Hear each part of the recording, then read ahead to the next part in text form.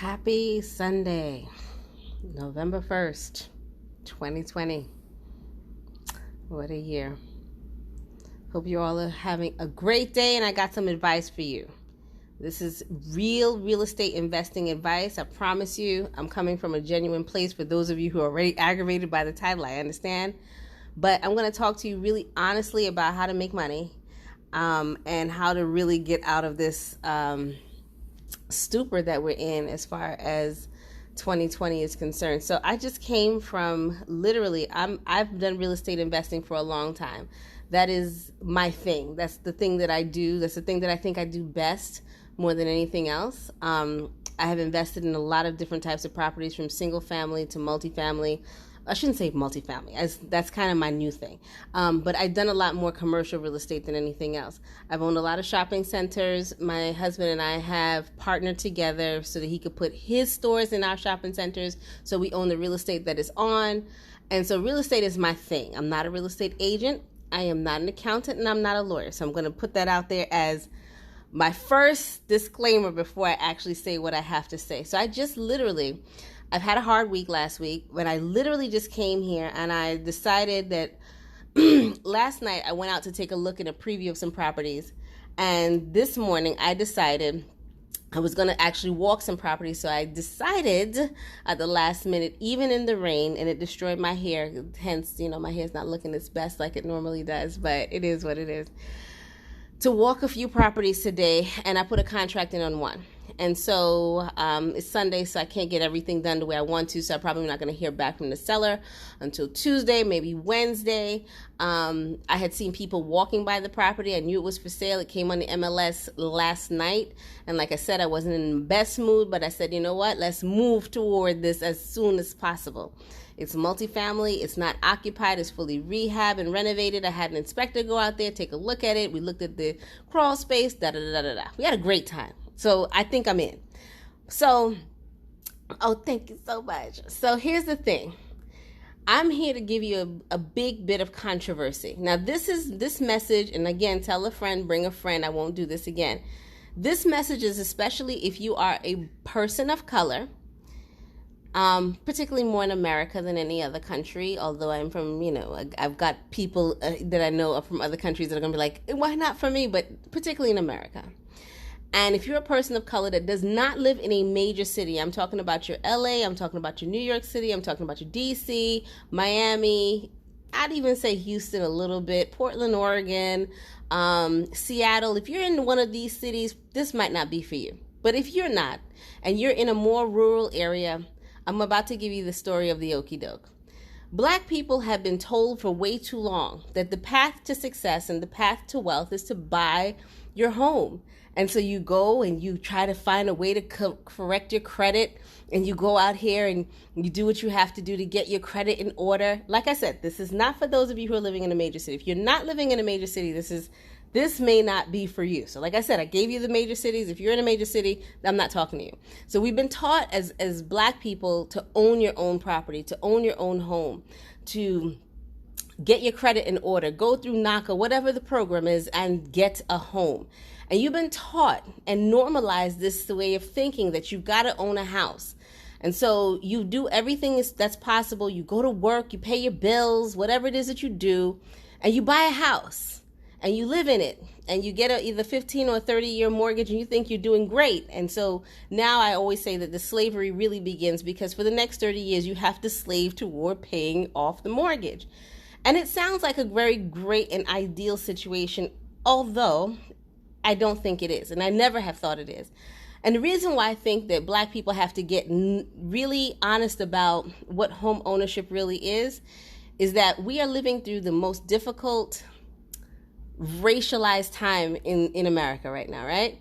And we're now starting to see that the net worth gap between Black and white is so, like, it's widespread. For the average Black family, it's $28,000 of net worth. For the average white family, it's $189,000 of net worth, right?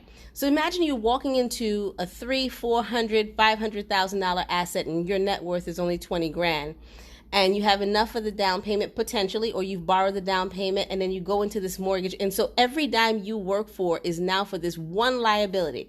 So you have no extra cash to to be able to invest in anything. So the only thing you can take out of is from your 401k. Again, I am not a financial planner, so don't always quote me on this one, but the only thing you can take out from is your 401k, unless you have some other investment out here that maybe you can take from to invest.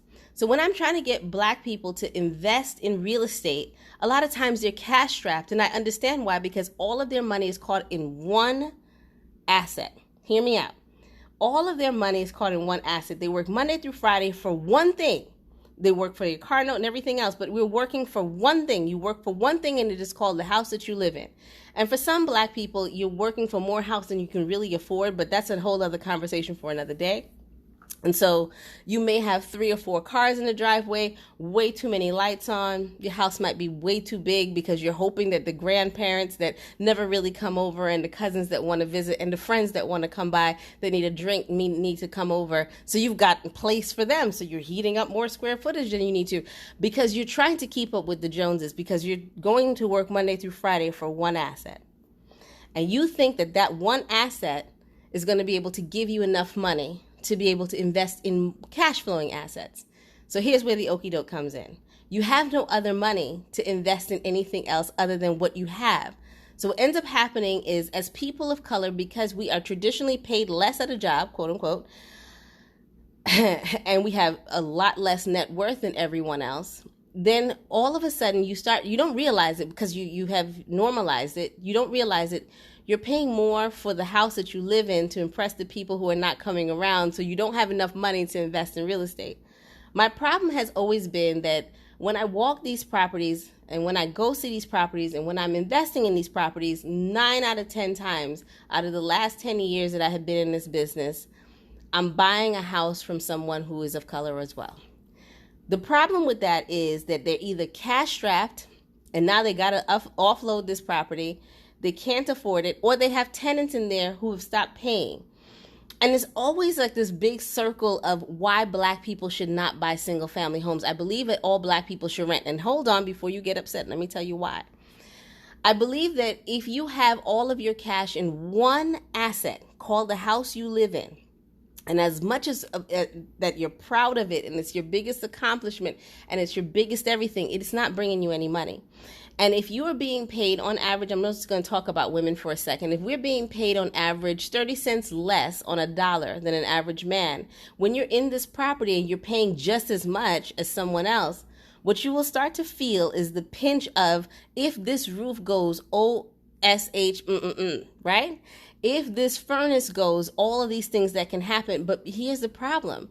Because Black people don't have as much wealth, when we get pre-qualified for a loan, you're going to be put into a community that has no equity. So you're not going to get the equity back out of it that you were hoping for. Again, this is not for those of you who are in major cities. If you're not in a major city, you'll understand what I'm talking about.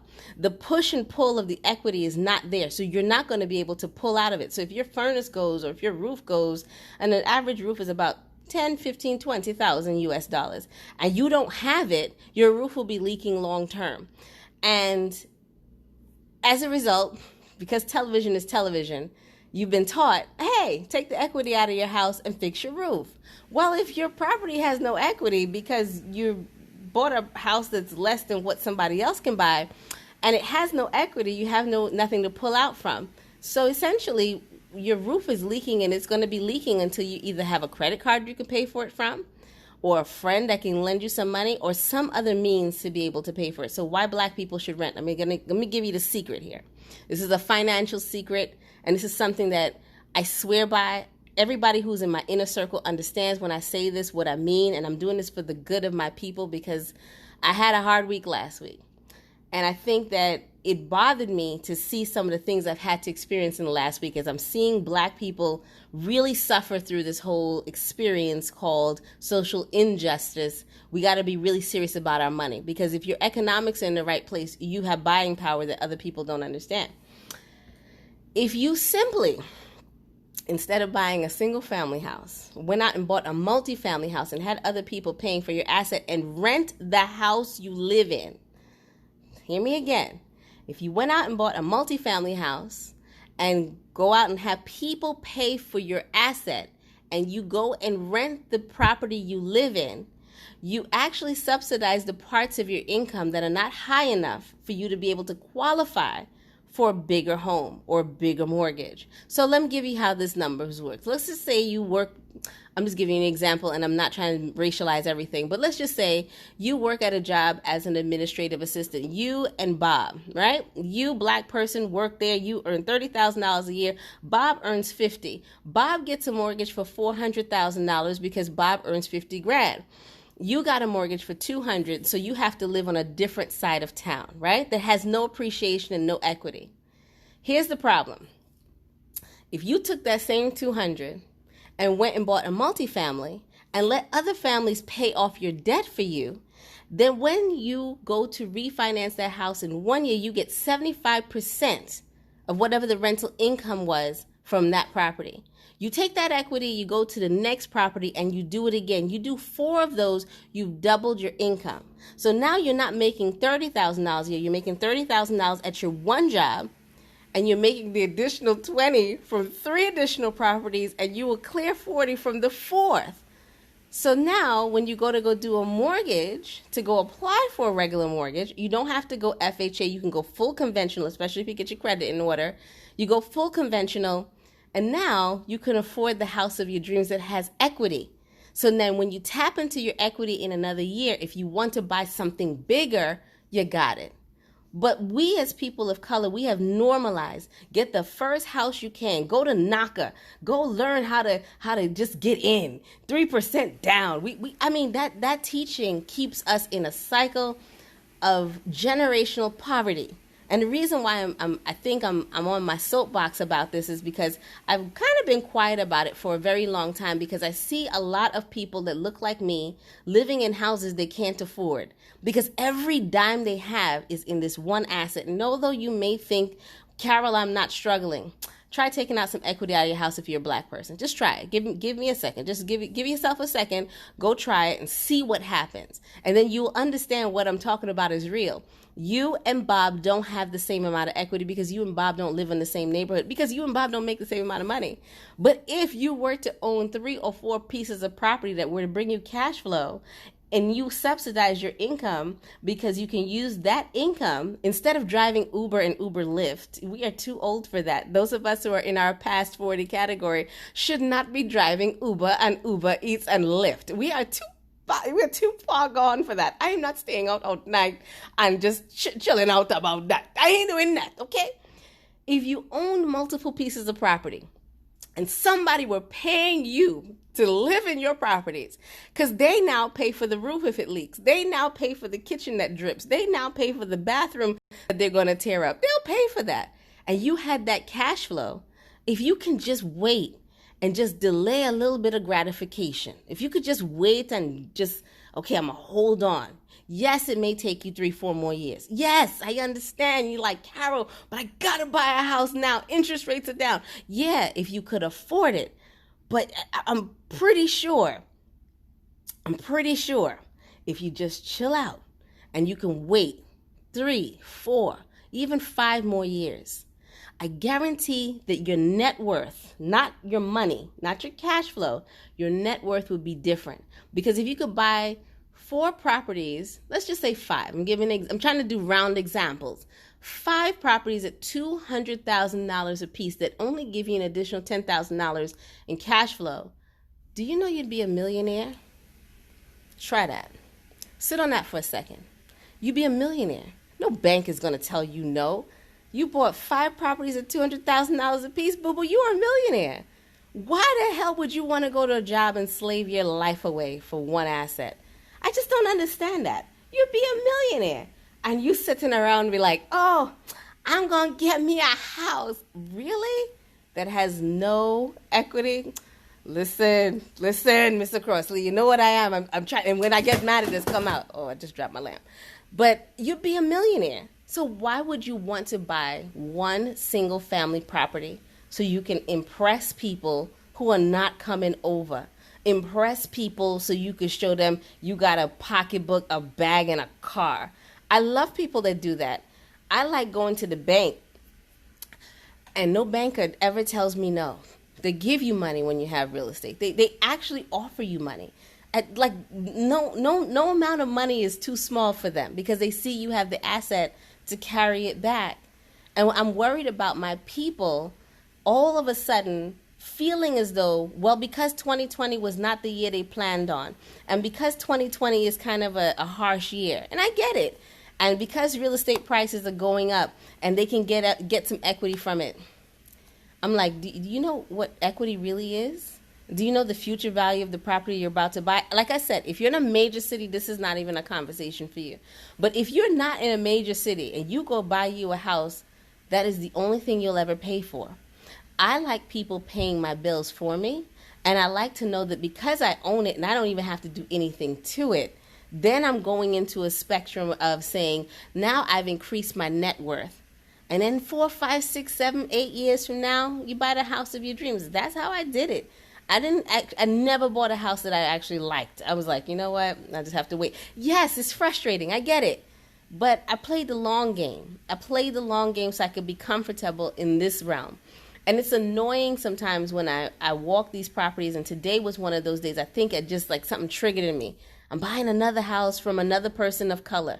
And I know that this because they're cash strapped, because every dime that they had was into this one asset, and now the market is like bottoming out from underneath them. The job market is like stupid bad, right? And so if you lose the job, you can't make the mortgage payment. The mortgage people are listening to you. You have no mortgage to pay. You can't come up with the money. You get laid off. You're furloughed. You have no money. And now what? So now I'm going to buy it from you, right? I can't rent it back to you because you have no job. And I feel like, okay, so I'm helping to gentrify the neighborhood. Although I understand what I'm doing. On the other hand, this would not happen if you simply knew. If you delay the gratification just for a moment. I understand you want the bag, the house, the car, the dream. I get it. But that's the dream on YouTube. That's the dream on Instagram. That's the dream of Kim Kardashian. The dream of our people is that we give away our net worth. And they know that they got us by making sure we are going to buy things we can't afford. And so when you bought that one house, all your net worth was in that one house. And so if you bought a house for $300,000, that's all you got. But if you bought 5 of them at $200,000 and got other people to pay for it, honey, 3, 4, 5 years from now, you'd be a millionaire. So you don't have to go out here and chase all these fly-by-night coaches who are telling you how to build an 8-figure speaking business. They're just lying to you. I make a ton of money speaking, and I'm telling you half of them are lying, because that's not the actual way to make money. You want to make sure you have enough money so that in the event the speaking industry is not doing as well, you have money. You want to make sure that in case people are not coaching, you have money. This is ridiculous. Like we are sitting in the cusp of us being able to really overturn generational poverty. And I get so upset that I'm seeing so many of my people going out and buying single family homes and living in it just so they can actually show other people that's where they live in. Again, I'm going to tell you the secret one more time and I got to go. Buy a multifamily. You don't even have to live in it if you don't want to. It depends on how much money you have. That's a whole other lesson for another day. You have other people paying your rents. Let them pay it so they're paying down your debt. You rent the place you live in because you don't want the responsibility of the roof leaking, because if that roof does get a hole in it, guess what? It affects your net worth. You can't afford that right now. Let the landlord on the other side pay for it. Yes, I know you're thinking to yourself, Carol, I want to own my own. You ain't got no money for the damn roof, so stop it, right? Right? Rent a nice house. You'll be all right. Chill out. Chill. Don't worry with it. All right. Next, when you're finished with that, I want you to turn around and buy 5 of those. Every year you're going to close on another property. On your second year, you can close on 2.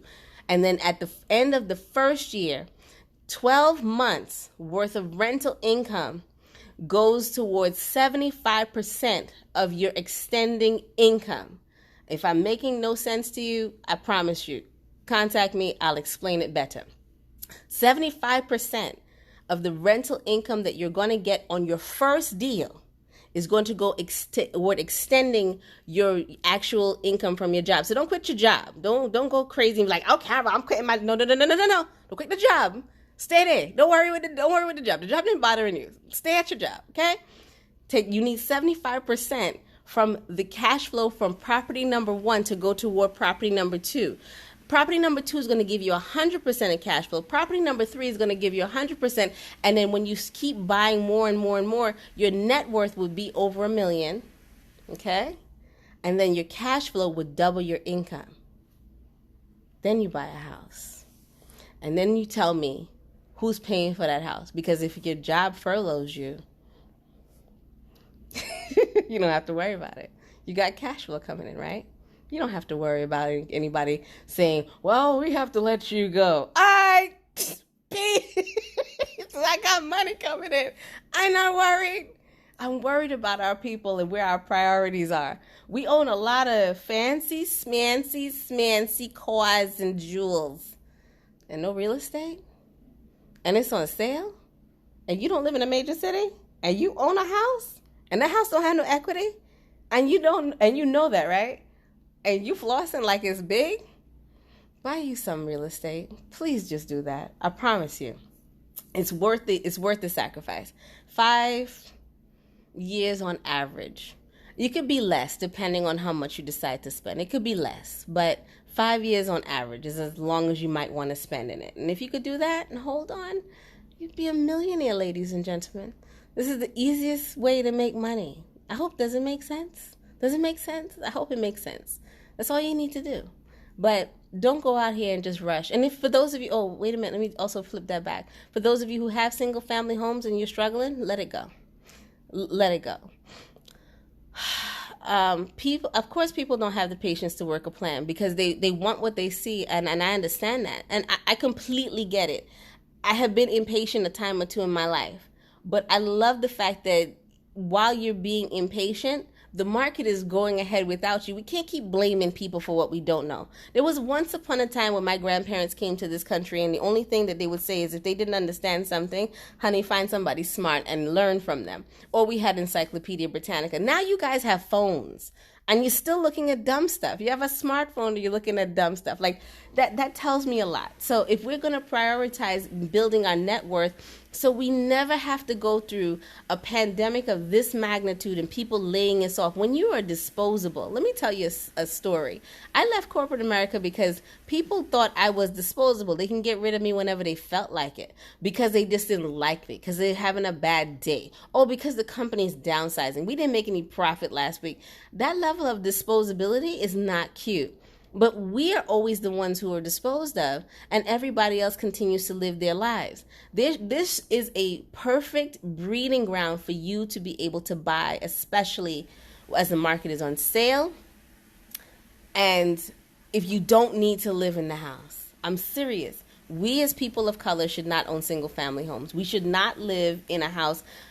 Unlike you, Mr. Crossley, is a different country, and I understand. But if you were to look at my country here, in the way I see things here, everybody here rolling around with a German car and no money in the bank. Asking for the debit card is always declined. It's the strangest thing ever. I'm like, oh, the phenomenon. You're paying $1,200 for a car note and you have no money in the bank. Oh, because you own a single family house and one car. That tells me you're depleting every dime you go to work for. And if something were to happen, you're going to have an OSH moment. And because you're like, okay, where's my next dime coming from? My whole issue is, we as people of color can do so much better. We have struggled through a lot, and there's so much more we have to go. But if you're looking at this particular hostile climate that we're in, because I just came out of, not only did I go look at a whole bunch of properties today, I also came out of a ton of what I'd like to call war rallies all over the street. And I shouldn't be seeing this stuff. But I also know that the people who own the least have the most amount to lose right about now. And so if you don't own some multifamily and have people paying for it, this is a hard one. So I got to go. Don't buy a single family house. It's not worth it. You really got to look at your net worth. This is about building net worth. In 2021, we shouldn't be talking about, oh, I'm waiting for a stimulus package. It's never going to come. Why do you think that the stimulus package is not coming? Because the people who need it most don't look like the people who don't want to do it. They're not concerned about you. They want you to lose your home. They want you to lose your apartment. They want you to lose that car. That's where they make money from. Duh. They're not waiting on you, and you're sitting here waiting on them. Maybe my next talk would be about how to get around the tax system around that. We'll talk about that another time. So, my parting words. I love you all, but please just do me a favor. Don't buy a single family home. You don't need it. Rent. Let somebody else take care of the roof and the sewer and the whatever else that can go wrong, and you have other people paying you rent. Do that for a few years. 5 years on average, but it could be less than that. But the first year, you can't do nothing. So at least you know you have one more year to go. 2 years on average, you can at least bank $400,000 worth of net worth. By year number 3, you should be on $600,000 to $800,000 of net worth. So that when you decide, okay, now Bob was making 50, I'm only making 30. How do I make 50 so I can get what Bob got? You subsidize your income because you're not going to find another job. Because if you're waiting for another job, you're going to lose. So you go ahead and subsidize your income. And nobody's going to tell you anything. Because instead of going to look for an actual mortgage, this is the way you have to think when you're doing real estate especially. You go into the bank and you give them your net worth statement. That's a whole other conversation. Once you give them a net worth statement, they don't ever tell you no. And then you just go from there and go to the next thing and the next thing and the next thing. And by then, when we reconvene, you'd be like, wait a minute, I used my net worth statement to buy a house. Yes, that's what you use. You don't use no mortgage. Hello, Miss Tracy. You don't want to use no mortgage? You'll be okay. All right, I gotta go. And for those of you who've sent me cards, flowers, candy, texts, love, I really appreciate you. I'm fine. I'm getting there. I'm doing what I got to do. I'm healing. I'm fine. I thought today was a better day to get back out there and try to see how I felt going back out to do what I got to do. But I'm fine. I'm fine. So thank you all for all of your love. I really appreciate it. Anyway, got to go. Going to cook some Trini food. Pay Lao cooking. Got to go. Bye.